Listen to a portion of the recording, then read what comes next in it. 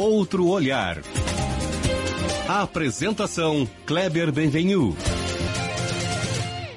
Olá, bom dia família Bandeirantes, bom dia para você que nos escuta na intimidade do rádio ou também que nos acompanha aqui pela internet. O Outro Olhar de hoje recebe o presidente de uma instituição que tem já em si alta relevância social e nesse período da maior tragédia ambiental da história do Rio Grande do Sul, exerceu ainda mais esse protagonismo, tanto em relação à advocacia propriamente dita, quanto ao Estado como um todo. A OAB, desde 2012, ajuizou uma ação em que defende a quitação da dívida do Estado com a União, um assunto que agora voltou à tona. Esse é um dos exemplos de pauta que estão sendo tratadas pela instituição. Recebo, então, o presidente da Ordem dos Advogados do Brasil, seccional Rio Grande do Sul, o Dr. Leonardo Lamacchia. Como a advocacia e a própria OAB foram atingidas pelas enchentes, qual a chance sobre esta ação da dívida prosperar, que outras medidas a OAB está propondo e liderando para o desafio de reconstrução do Rio Grande do Sul, enfim, serão as nossas pautas. Bom dia, Dr. Leonardo Lamacchia. Bom dia, Kleber. Tudo bem contigo, dentro do possível? Tudo bem. Graças a Deus, bem, com saúde e com bastante força para lidar com tudo isso, né? O doutor começa contando da OAB, dos prédios próprios, os próprios da OAB, porque vocês estão em regiões ali que foram exatamente atingidas, né? Conta um pouco isso para os colegas da área que estão ouvindo também. Duramente atingidos, eu até cunhei uma expressão que o sistema de justiça gaúcho ficou todo, não só a OAB, é verdade? Foi a OAB, nas suas sedes, né? Nós tivemos a sede da Washington Luiz, a nossa sede da OAB Cubo, que fica na mesma sede da Critério, a minha empresa, que até está hoje no trem de ordem. Tivemos o nosso galpão Leopoldo Racier, que estava servindo de abrigo para 60 desabrigados do Maitá e da Vila Farrapos. Ah, não sabia disso. No Maitá. Na Aureliano de Figueiredo Pinto. Abrigo para os moradores do Maitá. Para os moradores do Maitá, ali na Aureliano. Isso. Que também é na região central. Exato. Nós atendemos um pedido da Prefeitura Municipal lá no dia 4 de maio. A Prefeitura tinha uma dificuldade muito grande naquele momento de abrigo. E nós acolhemos as pessoas no sábado mesmo. E, infelizmente, na segunda-feira, 48 horas depois, na segunda-feira, final da manhã, a água tomou e nós tivemos que tirar. E também fomos atingidos lá na nossa unidade da Zona Sul, no Clube da Advocacia, que a água chegou até um pedaço, né? Atingiu um pedaço do clube, não todo ele. As quadras da frente ficaram, não foram atingidas, mas quase até a metade do terreno ali nós tivemos a água também entrando. E os tribunais, os 6 tribunais foram atingidos, Justiça, Federal, Trabalhista, Contas, Militar e Eleitoral. Mais o Ministério Público? Mais o Ministério Público, mais a Defensoria.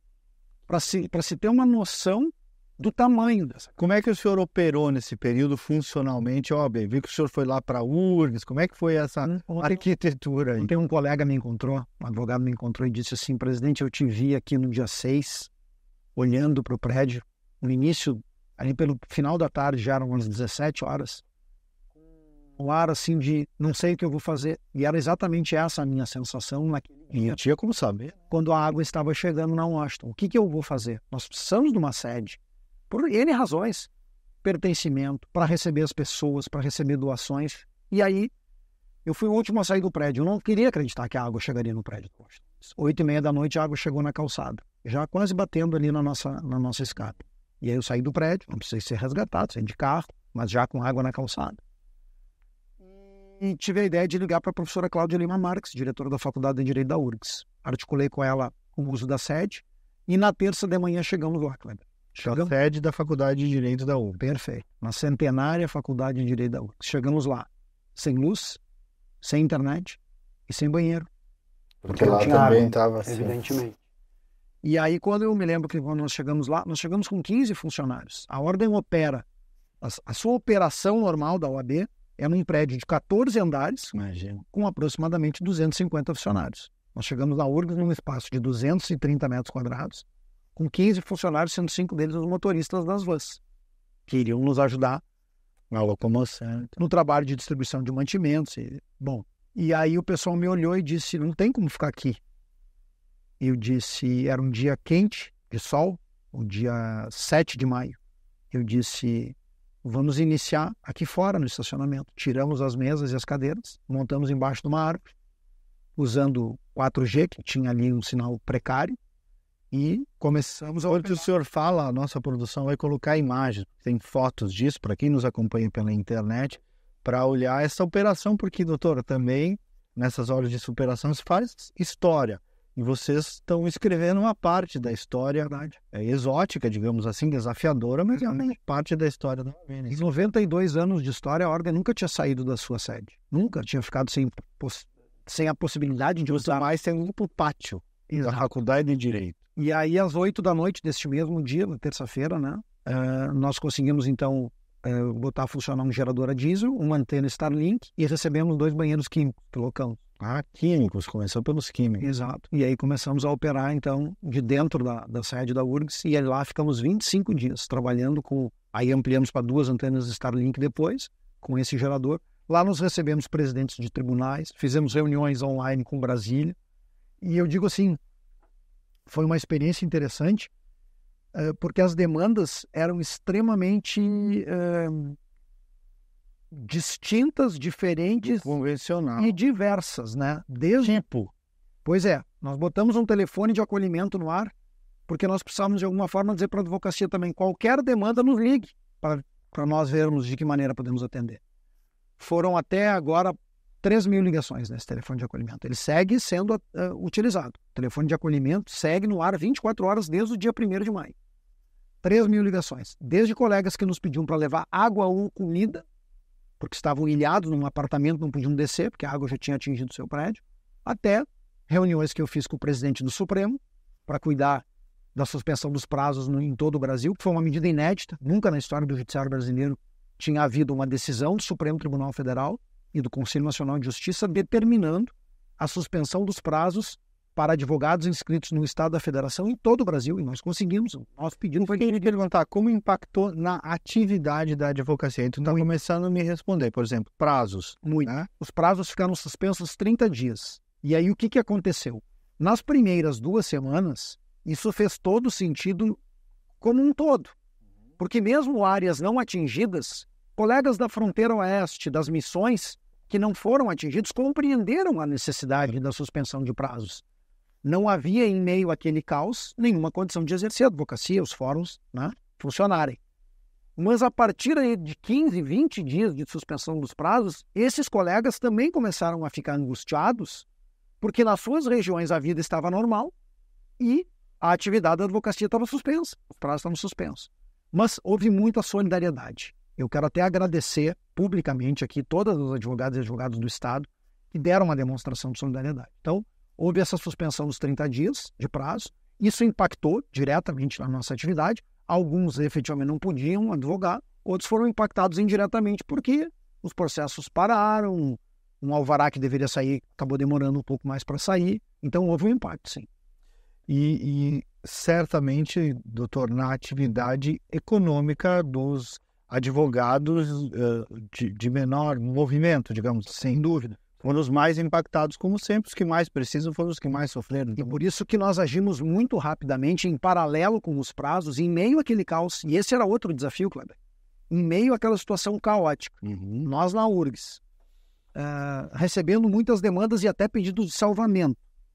Também tínhamos que cuidar desse tema. Então nós fizemos, em paralelo ao pedido de suspensão dos prazos, a priorização dos tribunais para eles pedirem os alvarás. O que é um alvará? É a ordem de pagamento de honorários. Pagar os honorários. Exatamente. E para as partes. E isso funcionou. Demorou um pouco. Por quê? Porque o Tribunal do Trabalho e o Federal estavam sem o EPROC no ar, o sistema o PJE. Nem querendo, eles conseguiriam fazer. Eles até conseguiram fazer um sistema manual. Só que uma trabalheira. Foi devagar. Né? Então, e na Justiça Estadual, o EPROC tinha restrições, mas estava no ar. Né? De qualquer forma, houve a priorização do pagamento dos alvarás e nós continuamos com essa pauta. Nós continuamos atuando junto aos tribunais nesse tema. E também, outro tema importante que foi pauta nossa desde o primeiro momento, e eu vou aproveitar a tua grande audiência e da Bandeirantes. Nós precisamos de um olhar, aproveitando o nome do programa, do governo federal e do governo estadual em relação ao pagamento dos precatórios. É fundamental que esses recursos sejam colocados na economia do Estado do Rio Grande do Sul nesse momento, tanto precatórios federais como estaduais. Já encaminhamos os pedidos para que os federais sejam antecipados. Fazer circular esse dinheiro. Os federais, Kleber, são 4,5 bilhões que estão previstos para janeiro de 25. É só antecipar para agora, são 6 meses de antecipação. Interessante. Essa conta a União vai ter que pagar. E estamos pleiteando junto ao governo do Estado que utilize uma parte dos recursos das privatizações para reforçar o pagamento dos precatórios estaduais. Porque é um recurso para quem mais precisa e que vai movimentar a economia. Doutor, agora vamos entrar nisso o senhor tentar traduzir esta ação que corre desde 2012. Foi o doutor Cláudio Lamar, que é seu irmão, que ajuizou, defendendo que a dívida do Estado com a União já estaria no todo em parte quitada por motivos X. Eu sei que vocês agora andaram pedindo que a União reconheça isso com base numa jurisprudência. Primeiro, nos dá os motivos desta compreensão técnica da OAB de que essa dívida estaria paga. E segundo, em que pé está isso e qual a chance que o senhor acha que isso tem de prosperar? Há 12 anos atrás, o presidente Cláudio Lamáquia enxergou essa situação, há 12 anos atrás, e afirmou há 12 anos atrás que a dívida estava quitada e ingressou com uma ação no Supremo. Os argumentos são técnicos, jurídicos e contábeis. Nós temos uma perícia que atesta que a dívida está quitada. Perícia que está nos autos. Perícia que está nos autos. E que eu entreguei agora um resumo ao ministro Luiz Fux no despacho que tive com ele em Brasília semana passada. O senhor fez um despacho com ele pedindo que esse assunto volte a ser pautado. Eu fui com ele o assunto? Está com ele. Ele é o relator da ação da Ordem Gaúcha no Supremo Tribunal Federal. Eu fui a Brasília e fui recebido pelo presidente do Supremo, ministro Luiz Roberto Barroso, e pelo relator, ministro Luiz Fux. Por que está quitada? Rapidamente, para o telespectador compreender. Essa dívida nasce aproximadamente no valor de 8 bilhões. O Estado pagou ao longo deste período aproximadamente 54 bilhões e nós devemos 92 bilhões. Os números falam por si. A União Federal não é um banco e o Estado Federado não é um cliente de um banco. Esse é o nosso argumento. A União Federal não pode cobrar juros sobre juros e tabela price de um Estado federado por uma simples razão. E esse é um dos argumentos centrais da nossa ação.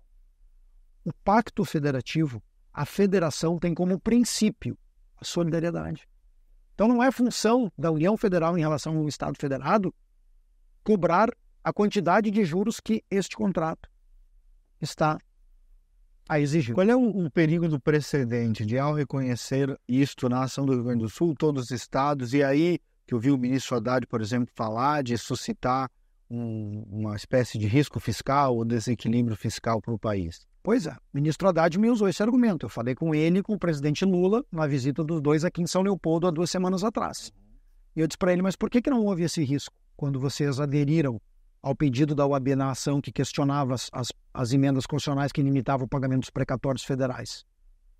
E aí ele me respondeu, não, lá nós aderimos, pagamos os precatórios e isso deu um desarranjo nas contas públicas.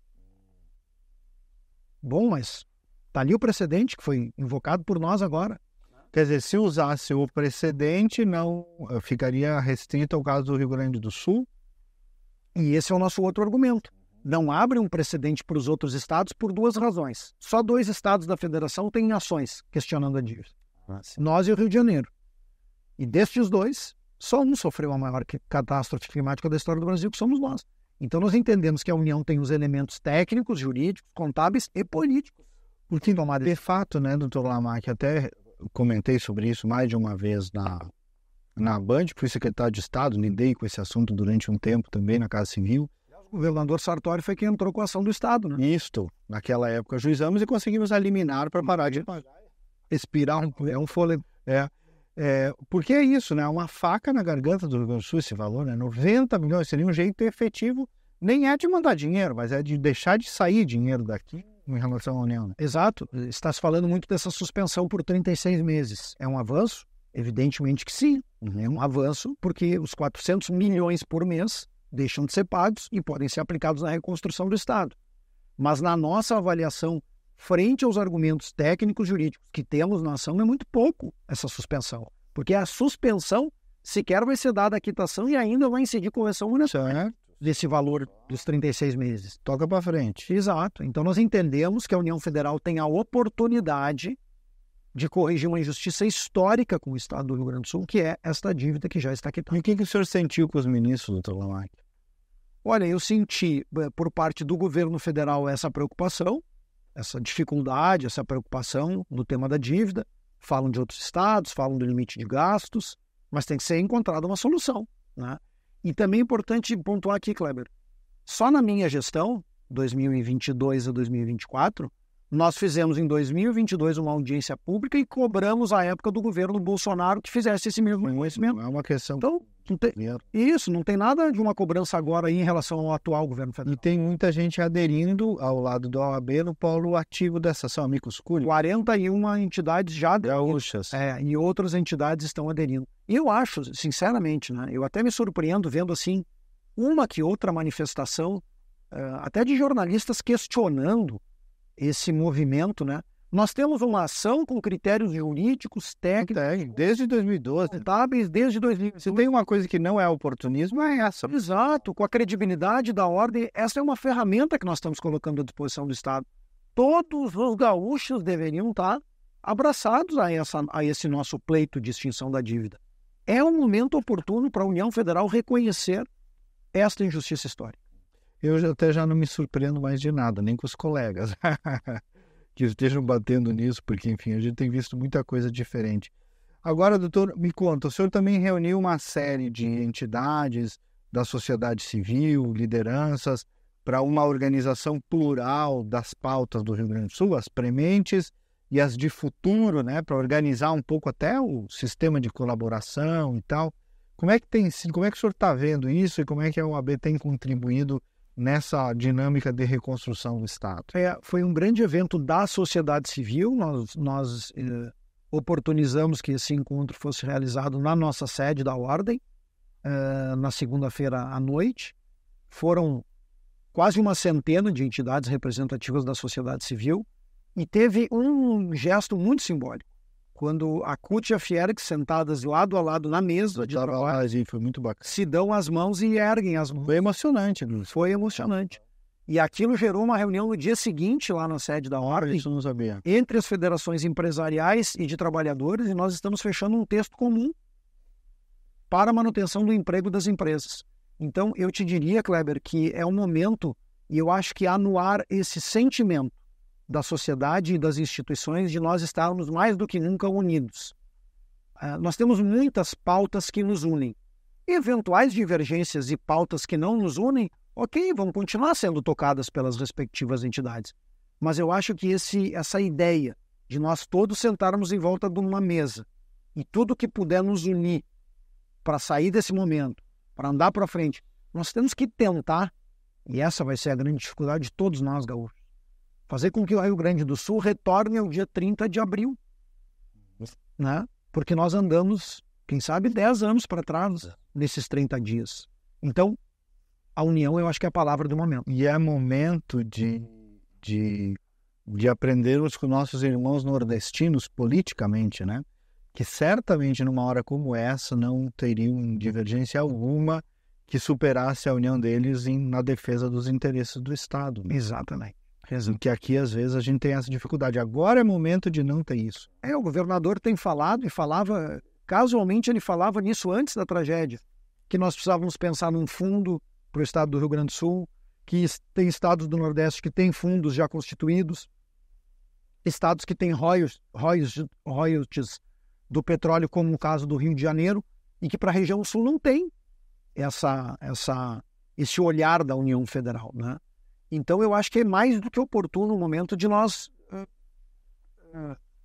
requerermos que haja um olhar diferenciado por parte do governo central da União Federal, e aí não o governo... Que é onde está a maior parte do bolo tributário. Exato. E esse outro ponto para um outro programa, né? Eu acho que a gente até tocou nisso numa outra oportunidade que conversamos, né? Essa é uma dos aperfeiçoamentos que a Constituição precisa. A Constituição de 88, que tem vários aspectos positivos, pecou e centralizou ainda mais recursos na mão da União Federal por meio das ditas contribuições, está lá no artigo 149. Sim, ficou quase tudo lá, né? Esse é um grande problema. Feriu mais uma vez o Pacto Federativo, esse artigo da Constituição. Por falar nisso, eu vi que vocês sugeriram também o uso desse Fundo de Direitos Difusos, né, o CFDD, para a reconstrução do Estado. Fui recebido pelo ministro da Justiça em Brasília, Ricardo Lewandowski, para tratar disso, porque esse fundo é administrado pelo Ministério da Justiça. A argumentação é técnica, que não podem lançar mão desses recursos, que isso está sujeito ao teto de gastos, etc, etc. Nós estamos com um grupo de advogados trabalhando nisso, liderados pelo professor Luciano Tim.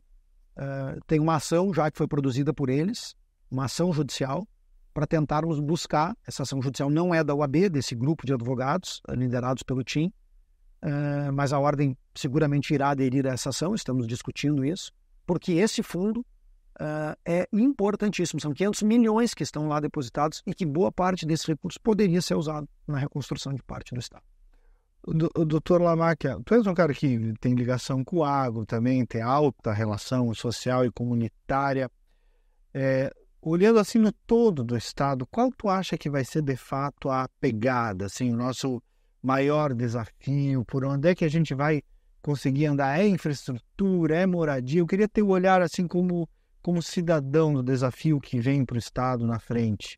Eu acho que moradia e emprego são dois fundamentais para que todo o processo de reconstrução inicie. Tem que iniciar da moradia e do emprego. Porque o sujeito que não tem a mínima condição, a mínima dignidade de ter uma casa e trabalho para colocar comida na mesa da família, aí, a partir daí tudo fica mais difícil, né? E eu diria que além do emprego e da habitação, a pauta número 1 e imediata é o aeroporto Salgado Filho. E até eu quero fazer uma cobrança pública aqui. Acho que passou da hora da concessionária, da Fraport, e do governo federal serem mais claros e transparentes com a sociedade. E de sentar numa mesa como tem. E dizer o que está acontecendo, porque não é crível esse prazo de dezembro. Não me parece crível. Eu não entendo do tema, evidentemente, mas por isso que eu estou cobrando maior transparência. 45 dias para fazer um diagnóstico da pista. 1 mês e meio para um diagnóstico. É muito tempo. Então, esse me parece que é um gargalo seríssimo, o do aeroporto. Porque a partir daí, os impactos econômicos e na própria questão do emprego, olha a Serra Gaúcha, está em desespero, né? Eventos, Porto Alegre é uma cidade que vive muito do mercado de turismo de eventos. Esse, tu tem razão, é o assunto número 1, porque tem alto impacto logístico também, né? Carga. A Amazon, por exemplo, ainda não está entregando em Porto Alegre, outras empresas nossas que exportam, como é que elas mandam a sua produção, né? Como é que elas cumprem seus contratos? E aí o seguinte, se a concessionária está pedindo mais anos, parece razoável, tem que sentar e negociar para já, né? Que se dê mais anos, enfim, mas o que não pode, e tu tem toda a razão, é esperar esse tempo todo. E eu confesso que eu achei muito, muito preocupante a manifestação de que só voltará em dezembro. Eu acho que não foi cuidadosa essa manifestação sem que se tivesse apresentado um plano. Olha, só vai voltar em dezembro, mas nós já estamos colocando Torres como operacional, Caxias... Tem que falar concessionário e governo junto, que é o poder concedente e o concessionário. Isso, os dois têm que vir com uma conversa. Exato. E também vou até complementar aqui, para não acharem que eu estou fazendo uma cobrança só da concessionária e do governo federal, que são ali no caso do aeroporto Salgado Filho, o poder concedente. Mas acho que o governo estadual também tem que apresentar uma alternativa para os locais. Entrar completamente nesse assunto, né? Perfeito. Se há recursos das privatizações, por que o governo estadual não coloca como operacional o aeroporto de Torres, por exemplo? Precisa de autorização da ANAC. Faz a sua parte e manda o ofício para a ANAC pedindo autorização. Eu ouvi dizer que o de Canela, Gramado ali, o de Canela seria mais inviável, né? Tem menos capacidade. Mas que o de Torres parece que tem potencial. Eu, por exemplo, fui a Brasília, Kleber, fui a Jaguaruna. Jaguaruna fica a 100 quilômetros depois de Torres. Já resolve.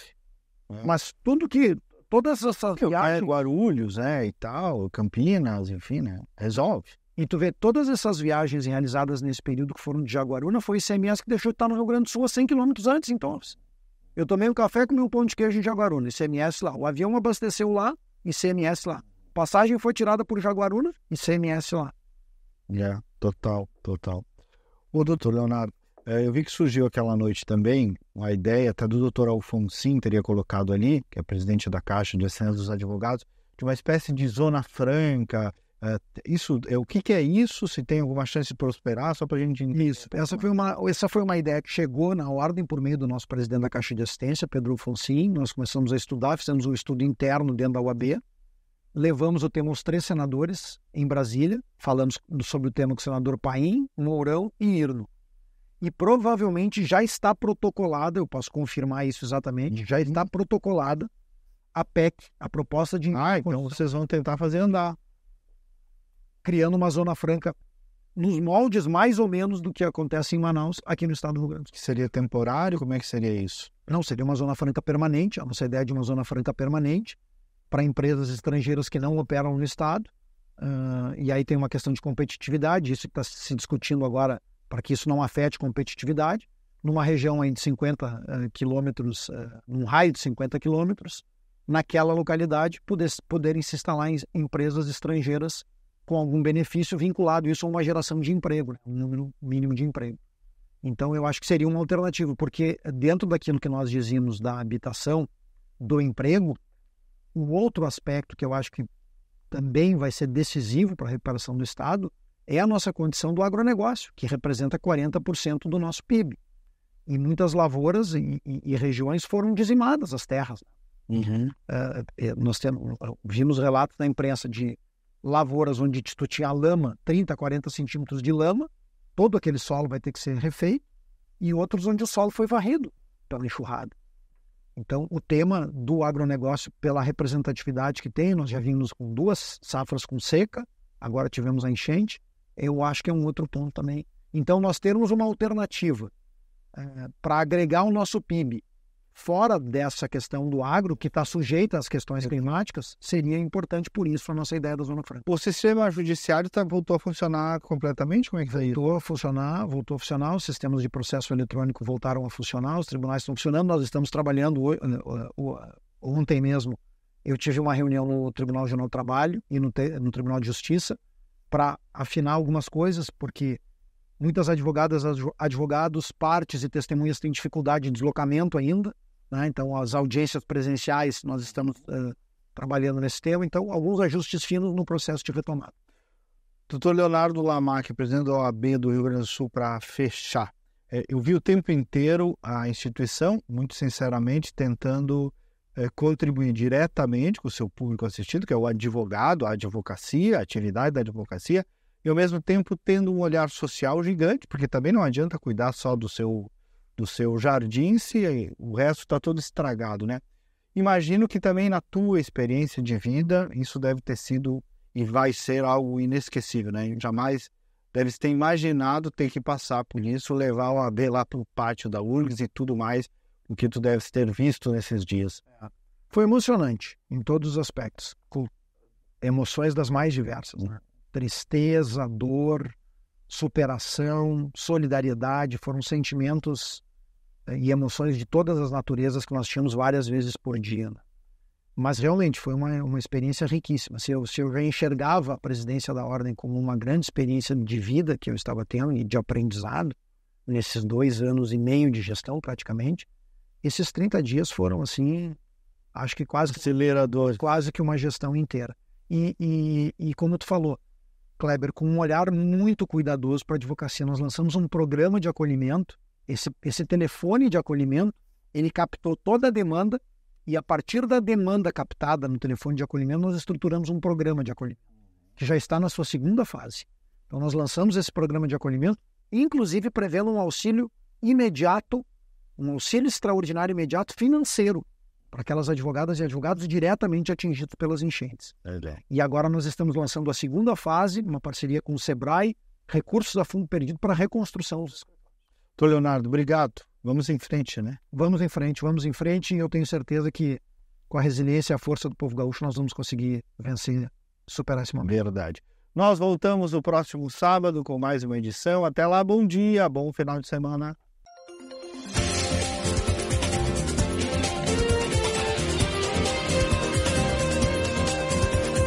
Outro olhar. A apresentação Kleber Benvenu.